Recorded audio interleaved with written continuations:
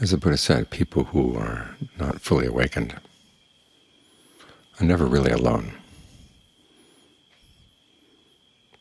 Even when you're sitting by yourself, you have a companion inside, which is your craving. Of course, there's not just one craving, there are lots of cravings. You've got a whole passel of friends in there, companions at least, so they're not really friends sometimes.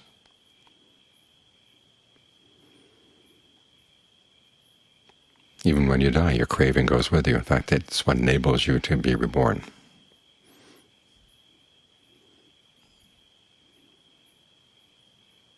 It'll drop you off someplace else, and other cravings will come thronging around. But the question is, who are you going with? Who are you hanging out with? The Buddha talks about admirable friendship as an important external factor for the path. We have to think about your internal friendships too. Who are your friends inside?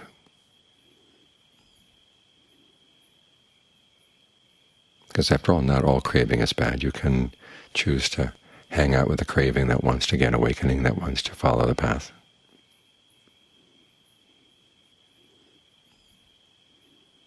Or you can hang out with craving for sensuality. That's the big enemy. Craving for becoming and non-becoming can actually have their uses on the path, up to a point. But craving for sensuality has no use at all. It's not that we're going to deprive ourselves entirely of sensual pleasures, but simply the mind's tendency to be fascinated with thinking about sensual pleasures. That's automatically off the path, in terms of the Buddha's analogy of the ancestral territory. That's the territory where the hawk can get you. Or if you're a monkey, that's the territory where the hunter can get you. When you stay in your territory, you're safe. Being here, say, with the breath in and of itself.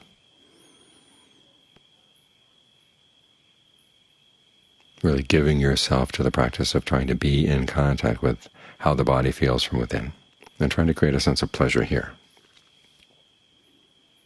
Because after all, the reason we go for sensual pleasures is because we see the only other alternative as pain. But here's a third alternative, a pleasure that has no drawbacks, a pleasure that has no harm.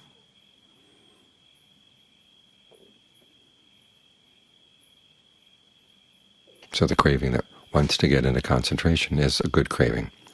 All too often you hear people saying, well, if you're going to practice trying to get in concentration, isn't that a form of desire? Isn't that a form of craving? Can't you just let things be as they are? That's a wrong view.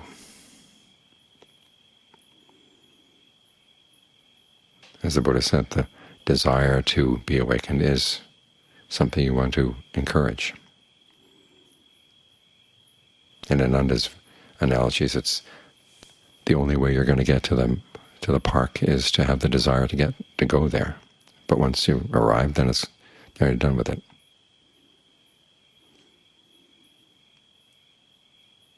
And there's the craving that will put an end to craving, i.e. the craving to master the path. Those are good cravings. Those are good people to hang around with inside. So as long as you're going to have an accompaniment, make those your accompaniment.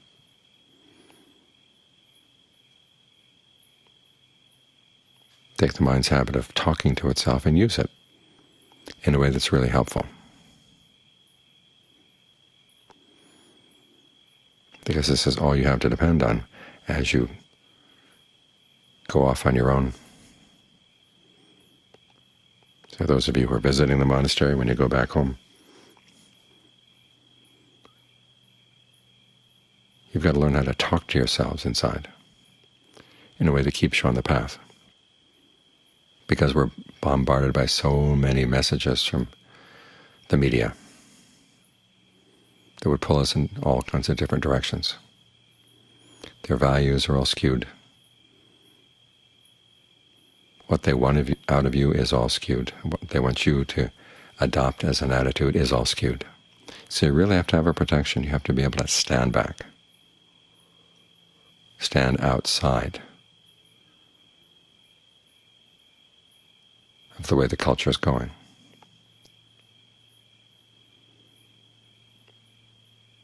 So, of course, it's lonely when you do that, so you need good companions. So learn to cultivate the craving that would like to master, say, all the factors of the path.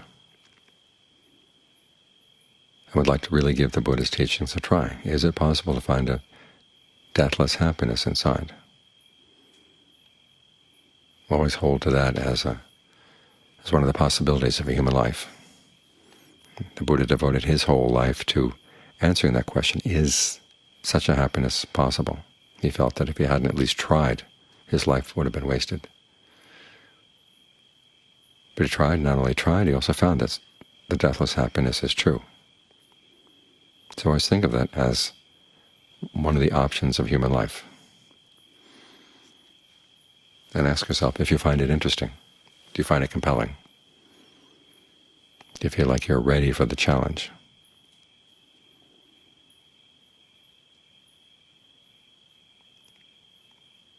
And if you do, okay, do what you can to resist the other voices inside that would pull you in other directions. The cravings that would have you settle for something less.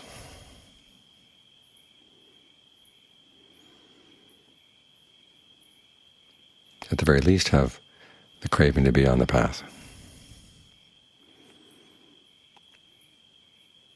Because it's the only safe path there is around here, in the human realm. The Buddha's image is of different paths going to different places. It's not the case that every path goes to the same place. The Buddha once posed a question to Ananda. He says, is every path of spiritual practice of essential worth, is it really fruitful? In other words, do all roads lead to the top of the mountain? And Ananda says, you can't give a categorical answer to that. You have to give an analytical answer. And the answer is, if they actually get rid of greed, aversion, and delusion, or passion, aversion, and delusion, then they're fruitful. And it's not the case that every path can do that. Even within the Buddhist teachings, there are some practices that are only partial, like the Brahma-viharas.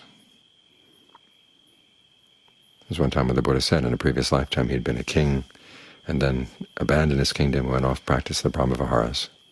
He said, but that didn't lead to total dispassion. That practice can't do that on its own.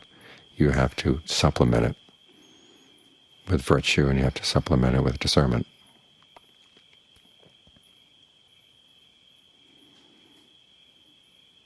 So not every path is a good path. I was reading recently a Dharma teacher saying that one of the things that he finds is almost as miserable as the idea of passing a kidney stone is hearing somebody say there is a right and there's a wrong Dharma. We wonder why he finds it so irritating. The people who say that all paths lead to the top of the mountain, do they know? Have they tried all the paths and see where they go? That's usually the position of someone who doesn't know, someone hasn't been to the top of the mountain. They say, well, we don't know, so for the sake of getting along, let's say that everybody's path is just fine. But the Buddha himself said that there are not that many paths that get to the top. The Eightfold Path gets there. The other paths that lead, he said, to pits of burning embers, there are paths that lead to cesspools, there are paths to lead to all kinds of horrible places.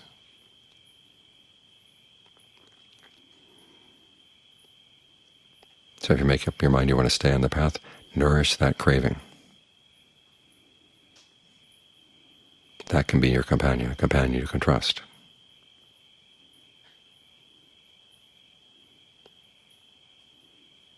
It's just as you have to be careful about your outside friends, you have to be careful about your inside friends, who you talk to, who you listen to.